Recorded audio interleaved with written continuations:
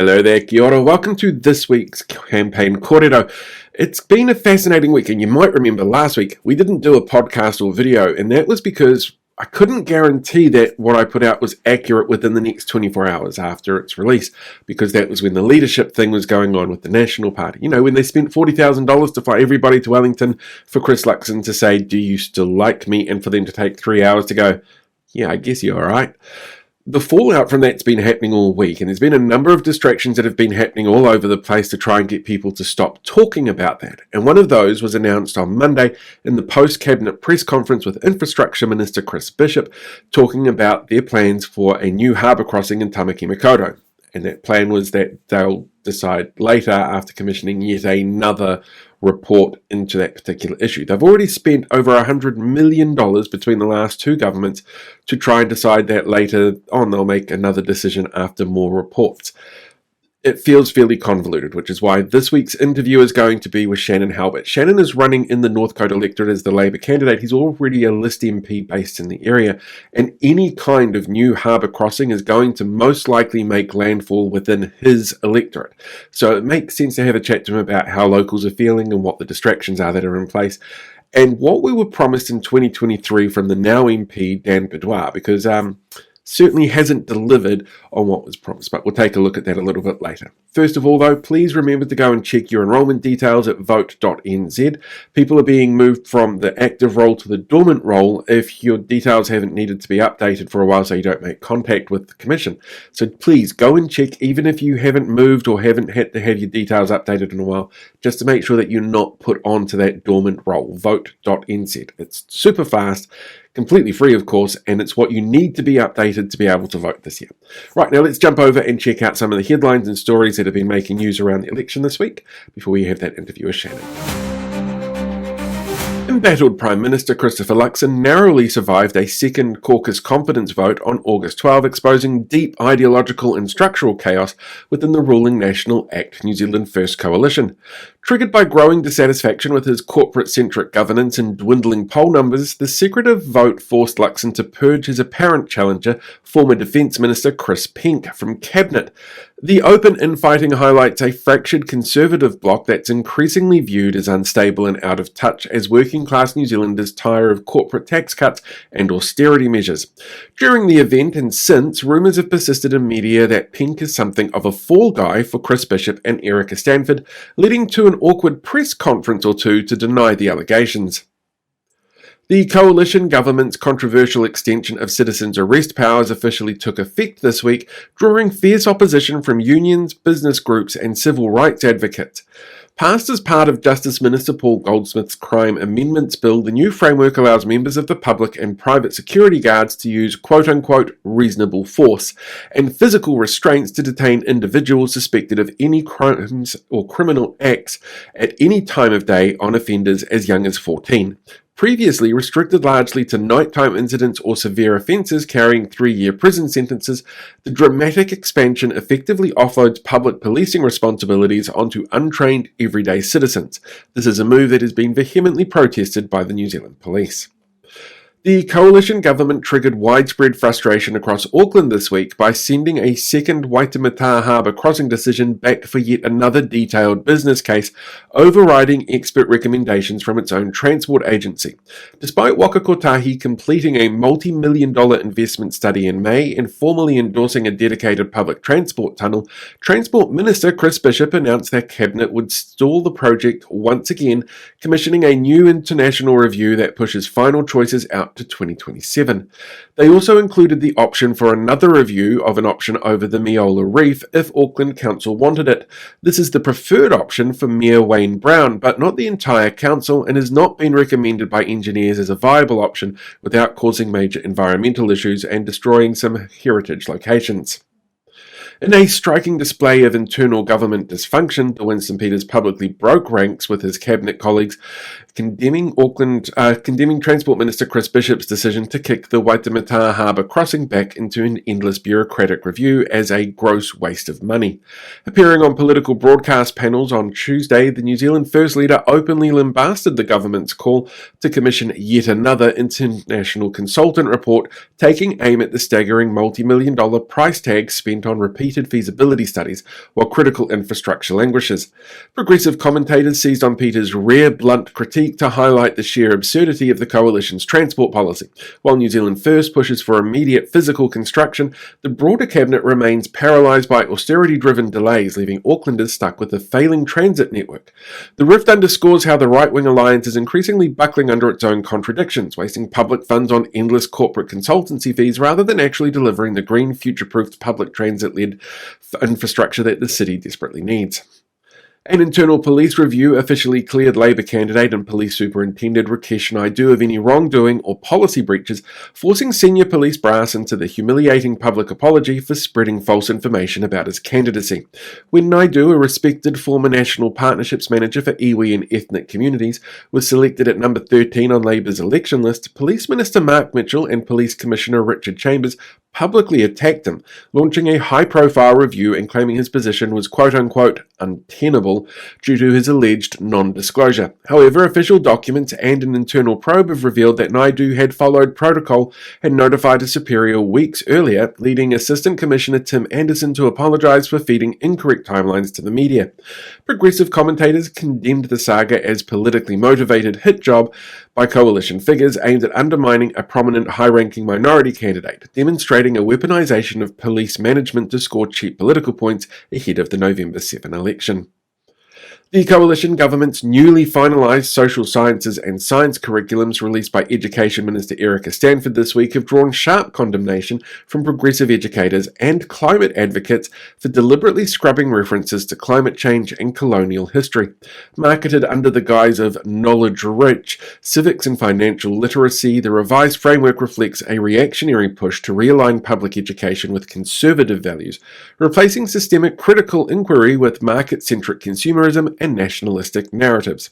By removing explicit climate science requirements from primary and intermediate levels despite thousands of public submissions, the government is accused of bowing to right-wing political pressure and fossil fuel interests at the expense of students' environmental literacy. Teachers' unions and Māori education leaders have warned that flattening te tiriti or Waitangi obligations and downplaying historical injustices in favour of a homogenised Kiwi identity undermines equitable education, leaving young New Zealanders ill-equipped to confront the pressing ecological, economic and social crises of the 21st century. A decisive 53% majority of New Zealanders support retaining the mixed member proportional electoral system according to a One News Varian poll released this week, delivering a direct public rebuke to Christopher Luxon's desperate attempt to alter the democratic rules.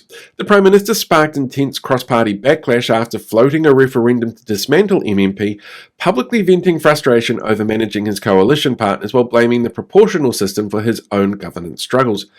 Legal experts and progressive commentators condemned the proposed referendum as an unnecessary, expensive distraction designed to consolidate central power, with Labour leader Chris Hipkins pointing out that Luxon's inability to manage a cabinet is a failure of leadership rather than a flaw in a voting system that protects minority representation and fair parliamentary balance. The Green Party took direct aim at the corporate supermarket duopoly on August 17, introducing a members' bill designed to criminalise excessive grocery markups and impose fines of up to $10 million on predatory retailers. Fronted by party co-leader Chloe Swarbrick and Consumer Affairs spokesperson Ricardo Menendez-March, the Commerce Amendment Bill would empower the Commerce Commission and the courts to penalise major supermarket chains that charge prices wildly disproportionate to their supply costs. With Australian regulators having implemented identical protections in July and New Zealand's major chains continuing to pull an estimated $1 million a day in excess profits, the Greens are urging Parliament to pass the legislation before the election, arguing that while Christopher Luxon's government offers empty, tough talk on rhetoric to protect corporate profits, working class Kiwis urgently need state intervention to curb artificial food inflation. Te Pāti Māori officially launched its 2026 election campaign at Te Poho o Rawiri Marae in Gisborne, putting forward a bold progressive strategy to challenge the status quo and dismantle conservative rule. By calling on tangata whenua and progressive allies to split their ticket, giving Te Pāti Māori the candidate vote in the Māori electorate while directing the party vote to another left-leaning party. The strategy leverages MMPs' overhang rules to maximise total progressive representation in Parliament and ensure a robust opposition to the current coalition government. Rooted in principles of te tiriti o Waitangi, tino rangatiratanga and social justice, the party's platform champions community-driven solutions for housing, healthcare and cost of living relief, such as protecting Indigenous rights. By urging voters to think strategically rather than default to major party establishment politics, Te Pāti Māori is framing the election as a transformative opportunity to expand Indigenous political power and secure a truly progressive majority in Parliament. And the Opportunity Party has unveiled a political reform package promised to clean up Parliament though critics on the left point out the platform largely repackages long-standing policies from the Green Party and independent review bodies while relying on wealthy benefactors to sustain its campaigns. Speaking on Q&A this weekend, top leadership announced plans for a mandatory lobbying register, strict caps on corporate political donations, and a standalone anti-corruption commission. However, political observers note that similar proposals, including mandatory lobbying disclosures and lowering the threshold for political donations, have been consistently advocated by the Green Party and recommendations from the Independent Electoral Review for years. A range of commentators have also raised questions about the party's anti-establishment messaging, highlighting the tension between Opportunity's campaign against big money in politics and its reliance on high net worth donors to finance its own election bids, while also including in their charter a provision that allows the board to overrule decisions made by its caucus. While the party calls for systemic change to level the playing field, its leadership structure and campaign funding continue to draw heavily on the very financial resources and political settings it seems to seek to dismantle. Right, and that's it for this week's update. Let's go and have a little chat to Shanan about Northcote and the new harbour not crossing announcement. Kia ora, Shanan. You are the MP the Labour Party MP based in Northcote, who's running for the Northcote electorate this election, where the Harbour Bridge currently lands, when it comes over from the CBD. The second harbour crossing is most likely to impact your electorate. I'm really keen to get your perspective on the announcement this week from Chris Bishop, the Infrastructure Minister, about not making an announcement on a new bridge. Well, our community has been waiting for a plan that the national government promised 3 years ago. And to have that announcement yesterday really falls short of what their promise was. Anyone that lives on the North Shore knows the importance of getting a plan in place to build an additional harbour crossing, that we've got a front foot, I guess, the resilience issues of the existing bridge. So to walk out 3 years later with absolutely nothing is pretty disappointing for our community. There was a piece in the Post, I think it was last weekend, that Amelia Wade did. Just got $107 million spent so far, and we've got nothing out of this. Do you get the impression that part of this announcement was a push from that, like hearing, oh crap, we've spent all this money and we promised, like we've got the receipts that they promised they were going to have an announcement this term? How much of this feels a bit rushed to you? Well, it's that they've kicked the ball into touch in this sense. They don't want to make a decision which just reflects the limpness of this government. That NZTA has put up a recommendation. It's always going to be a difficult decision, but it's an inevitable decision that needs to be made. It's important that the government show some leadership on this, that they fulfil the promise to get a plan in place that they promised 3 years ago. They're letting down our Auckland and North Shore community, and they're just afraid of making a decision and the resistance that might come with that. But, it's a large piece of infrastructure. It is going to cost a lot, but it's inevitable that we'll have to make a decision on this. And so maybe they're waiting for a change of government. They want it to be someone else's decision to make. But the reality is, our infrastructure plan requires us to make long-term decisions, and we're committed to doing that in a bipartisan way. In terms of the impact that something like this would have on the community, getting anybody who lives on the shore knows how tough it is to get over the bridge in the morning. You plan for a very long commute if you got across any of the bridges to get over there. One of the issues that came with some of the earlier models was getting rid of heritage homes that run next to the current harbour bridge. Have you had any feedback from people about any of the options that have been put forward about how that's going to impact housing, for example, or those suburbs that are around the coastal area that would make landfall for a new bridge or any kind Well, of crossing? what I expected in the government's announcement was some clarity on what the way forward might look like. And then we could determine, the impact on heritage houses or the opportunities and I guess the challenges that comes with such a large scale project. To not look into walking and cycling or alternative ways of getting across the bridge is just ridiculous. And to come back with absolutely nothing, no information, no new plan, no costings, no timeline is disappointing overall. This government promised that they would really come up with something. They were highly critical of Labour's plan back in 2023. And so to come back with nothing 3 years on is disappointing, and both Christopher Bishop and Dan Bidwell really need to face up to what their promises were back in 2023. And 3 years later, we're still sitting here. Our community has nothing to show for the amount of money that they've spent on this and the promises that they've made to get us a plan in place. One of the things I'm going to do with this while we're talking is put up on screen some messages from Dan Bidwell from 3 years ago, where he's like, this is something that the National Party is going to do. So they'll probably just hear this as a bit of a voiceover. Have you had much feedback while you've been out and about? Because I see you out in the community all the time here. You're doing the door knocking, you're doing your street corner meetings and stuff like that. Have you had much feedback from the people of Northcote about what they want or when they want it when it comes to this? Most of all, our community wants a plan.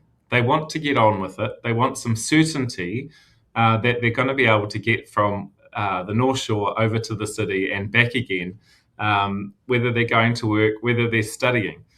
They think that it's critical, and time and time again, consecutive governments and council have come up with ideas. They've come up with plans, whether it's a tunnel or whether it should be a bridge, whether it's going from the city across to Onewa or whether it's going over to Miola Reef. The government should be providing some certainty and some clarity around what their intentions are moving forward. The other big question, of course, is how much it's going to cost, whether it's going to be tolled. Labour's position has always been that the existing harbour bridge will remain toll-free. But absolutely, we have to pay for the bridge, new additional harbour crossing in some way, and that should be tolled. Auckland Councillor John Gillan last night posted that from his understanding, any new crossing would be tolled, and the old bridge, the current bridge, would also be tolled to pay for the new bridge, which I think people would be very upset. Nobody wants to pay for something that's already been paid for again. But the Miola Reef crossing, I think it's been ruled out a couple of times, but it seems to be Wayne Brown's favourite option. And so this government has gone, well, we'll extend an olive branch and do even more study into this. What is the detrimental impacts of continually going back and doing the same studies over and over? Well, it's a waste of money, and it's really about government's inability to make a decision. They know that probably is going to be unpopular with Mayor Wayne Brown because he is so keen and passionate about the Miola Reef option. But certainly, no one in our community wants an additional harbour crossing that comes into Chatswood. They see that spot as a reserve. They want that protected. And so it wouldn't make sense to come through what is a beautiful coastline, not on a main arterial route. So, to investigate an option that has been ruled out a number of times is nonsensical in my view. Saying that, the government should have consulted with Auckland Council throughout this process. They missed doing that, of course. NZTA came up with their preferred option, which is really clear to the government. Cabinet should be taking that option forward, but they should have been working with the Mayor and our councillors throughout that process. So we didn't come to this particular position at crossroads about what that decision is going to be. Again, we want the government to just make a decision, to show some leadership for once. And here we are, sitting without a plan, no alternative in place, and being told that we're just going to go and do another business case that we have done time and time again. Leadership's an interesting one that you bring up, because it came out this morning on, I think it was the Herald, an interview that Winston Peters did, where he said they did show leadership in the caucus by deciding to do nothing. He wanted to put it out to tender and have third parties come and do the research into this, and he claims he was overruled within that caucus, that they said they've got the numbers to do it this way. Is the tender process something that you think could be pulled in for this? Is that an option that Labor might consider if they were in that chair? Well, I thought this is what the government would be working on for the past 3 years. So to come up with, the division, and another point of division amongst the coalition of chaos, is just ridiculous in my view. To walk out on different pages. We're walking into election period, and so no decisions can be made now until 2027, until they have more information on what? And what information have they been gathering over the past 3 years? So Winston's quite entitled to have his view, but really the lack of leadership that comes from the government in this sense is disappointing, and really just feeds into them wanting to create distractions at the moment that take focus away from their internal battles and the chaos that they've created over recent weeks, focused on themselves. And I know for us in Labor, we're focused on our community, what they're looking for, the things that they want, and our community wants a decision on an additional harbour crossing so that they can have certainty that they can get to work and home within the day. Final question for you then about community. With the Northcote area itself, do they feel kind of like they're being used as the distraction with everything that's going on at the moment? Have you had that feedback that the people of Northcote actually feel like they're the ones being used to hide from all of the other mess that's coming from within the National Party? Well, the community feels like this is just another broken promise from Christopher Luxon and his government, and from local MP Dan Bidwar. They promised back in 2023 that a change of government would deliver something different. And here's just another example on top of the cost of living challenges and the promises that they made that things would get better. Things are getting harder under this government. And when it comes to the bridge, we're no further forward than what we were 3 years ago. Brilliant. Shanan, thank you so much. Awesome. Kia ora.